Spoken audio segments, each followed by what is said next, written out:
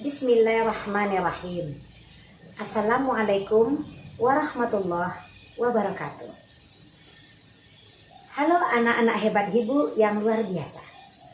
Perkenalkan, nama Ibu Yenti Murni. Ibu biasa dipanggil sehari-hari Ibu Yenti. Ibu di MTSN 1 Kota Payakumbuh ini mengajar bidang studi akidah akhlak. Anak-anak hebat sekalian, di masa pandemi sekarang ini, sistem pembelajaran kita laksanakan berbeda dari tahun sebelumnya. Namun, kita tidak boleh berputus asa, apalagi putus harapan. Pada kesempatan ini, Ibu akan membuka mata dan cakrawala pemikiran anak Ibu dengan materi yang akan Ibu sampaikan. Materinya adalah tentang pendidikan karakter peserta didik yang agamis dan moderat. Baiklah, pada kesempatan ini materi pembentukan karakter peserta didik yang agamis dan moderat, Ibu akan menjelaskan menjadi 4 bagian. Keempat bagian tersebut adalah yang pertama, pengertian. Yang kedua, konsep pendidikan karakter. Yang ketiga, ciri-ciri anak berkarakter Islami. Dan yang keempat, dalil Al-Quran tentang karakter. Definisi karakter adalah watak, karakter, atau sifat yang melekat pada seseorang. Karakter anak muslim moderat adalah integrasi dari sifat-sifat moderasi Islam yang menetap dalam diri seorang anak sehingga sifat tersebut menjadi kepribadiannya yang khas.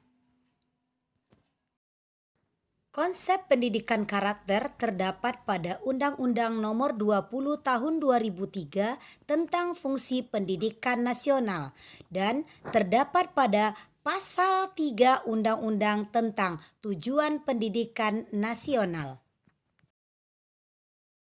Ciri-ciri anak berkarakter Islami: A. Memiliki keimanan yang benar. B. Menjunjung tinggi akhlak mulia. C. Mengutamakan perbaikan dan kemajuan. D. Mengambil jalan tengah dengan tidak melebih-lebihkan dan mengurangi ajaran Islam. E. Bersikap adil dan merealisasikan hak dan kewajiban. F. Toleransi terhadap permasalahan yang bersifat ikhtilaf. G. Tidak bersifat diskriminatif. H. Mampu menggunakan dialog. I. Dinamis dan inovatif. J. Dapat membedakan yang baik dan yang benar. K. Menerima warisan tradisi Islam.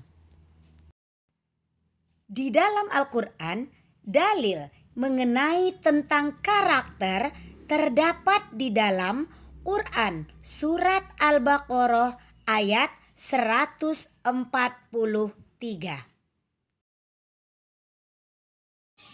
Anak-anak Ibu sekalian, di dalam materi ini Ibu memberikan sebuah contoh dalam bentuk video. Contoh ini adalah memberikan contoh kepada anak Ibu bagaimana untuk menjadi seorang anak yang berkarakter Islami. Salah satu contohnya adalah bagaimana berbuat baik kepada orang tua. Di dalam video ini, anak Ibu akan mengenal seorang tokoh atau seorang sahabat yang tersebut namanya sampai ke langit dan dia menjadi ahli surga. Silakan anak-anak Ibu tonton video ini, semoga bisa menjadi contoh karakter bagi anak-anak Ibu sekalian.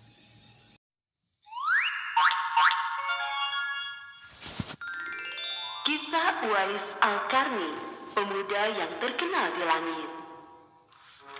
Kisah ini bercerita tentang seorang seorang pemuda bernama Uwais Al-Qarni yang hidup pada zaman Nabi Muhammad SAW. Nama Al-Qarni yang disematkan padanya memiliki arti yang dalam bahasa Arab penghuni langit. Melalui kisah ini kita akan mengetahui siapakah sosok Uwais yang namanya sangat terkenal sampai ke langit. Ternyata hal ini terjadi karena ketaatan Uwais kepada ibunya. Uwais adalah seorang pemuda yang berasal dari negeri Yaman. Sejak lahir, ia memiliki penyakit sopak, timbul bercak-bercak putih di seluruh badan. Uwais adalah pemuda yang soleh dan giat bekerja. Sehari-hari ia mengembala domba milik para tetangga untuk memenuhi kebutuhan hidup. Uwais tinggal berdua dengan ibunya yang lumpuh dan buta. Walaupun hidup miskin, Uwais selalu bersyukur dan sangat menyayangi ibunya. Ia selalu berusaha memenuhi segala permintaan sang ibu. Uwais anakku, kemarilah sebentar nak. Baik ibu, apakah ada yang engkau butuhkan?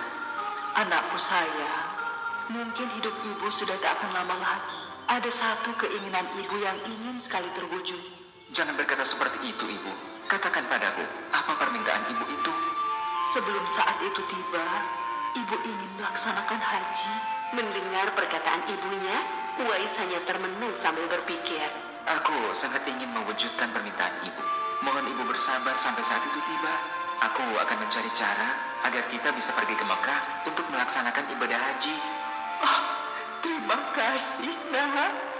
Ibu Uwais sangat bahagia dan memeluk Uwais sampai menangis.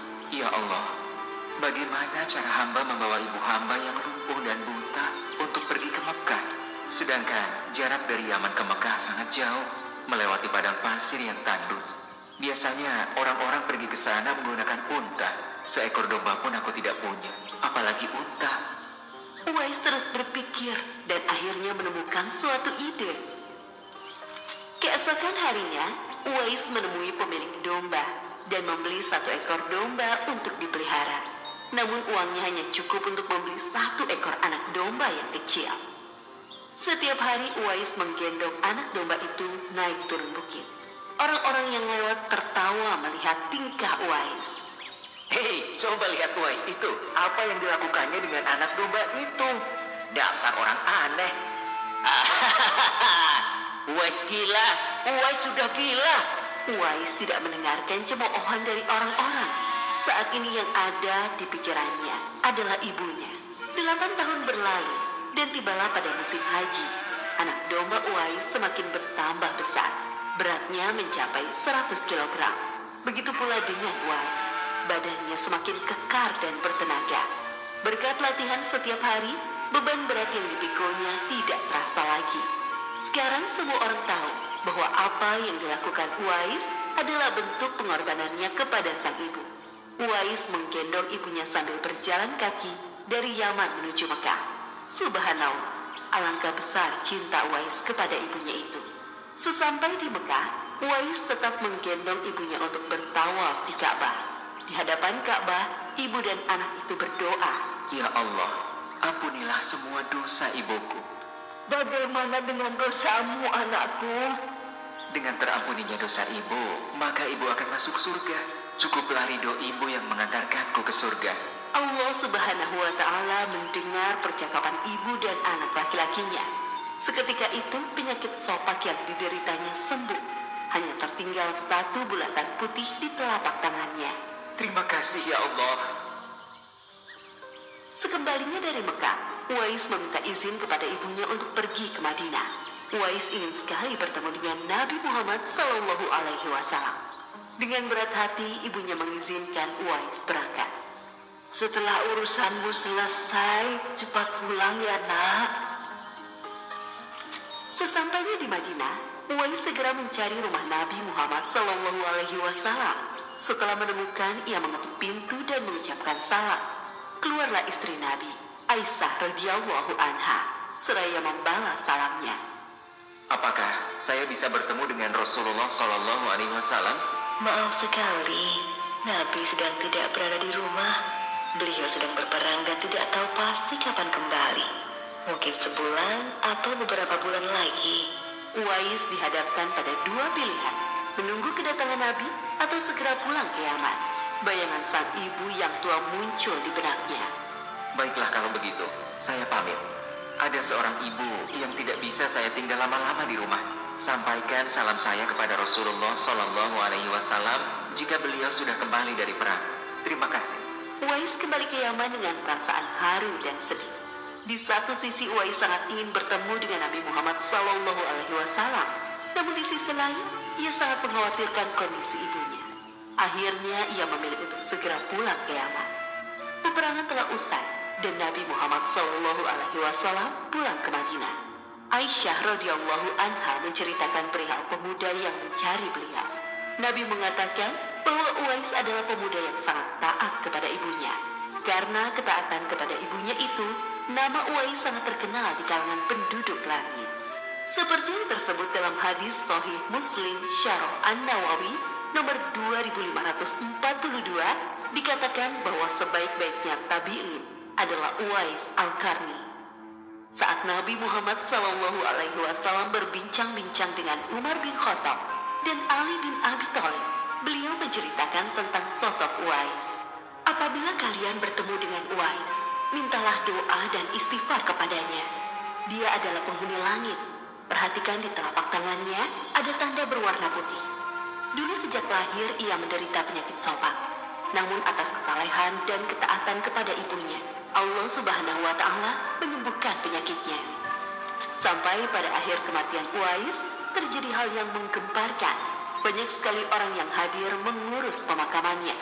Orang-orang itu adalah penduduk langit yang dikirim oleh Allah Subhanahu wa Ta'ala. Subhanallah, Maha Suci Allah, sungguh mulia sosok Uwais ini. Demikianlah kisah Uwais Al-Qarni, pemuda yang namanya terkenal di langit. Karena ketaatan pada ibunya, Allah Subhanahu wa Ta'ala meninggikan derajatnya. Dalam kisah ini dapat kita ambil pelajaran berharga bahwa kita harus berbakti kepada orang tua. Semoga kisah Uwais Al-Qarni ini menjadi pengingat agar kita selalu mendoakan kedua orang tua di setiap waktu dan menambah ketaatan kepada mereka. Bagaimana anak ibu? Dari tayangan video tersebut, ibu sangat berharap sekali anak-anak ibu bisa mengambil hikmah dari kisah tersebut. Sehingga karakter yang dipunyai oleh contoh yang ada di dalam video tersebut bisa menjadi karakter bagi anak ibu. Semoga video ini bermanfaat bagi kita semuanya.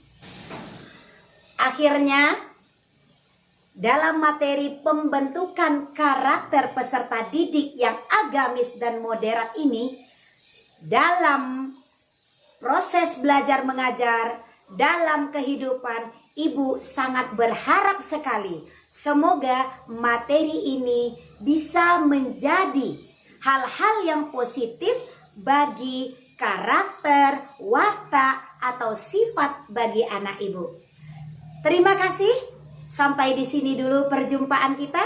Semoga apa yang kita lakukan menjadi ibadah di sisi Allah Subhanahu wa Ta'ala. Ibu sebagai pemateri mengucapkan terima kasih. Billahi taufik wal hidayah. Assalamualaikum warahmatullahi wabarakatuh.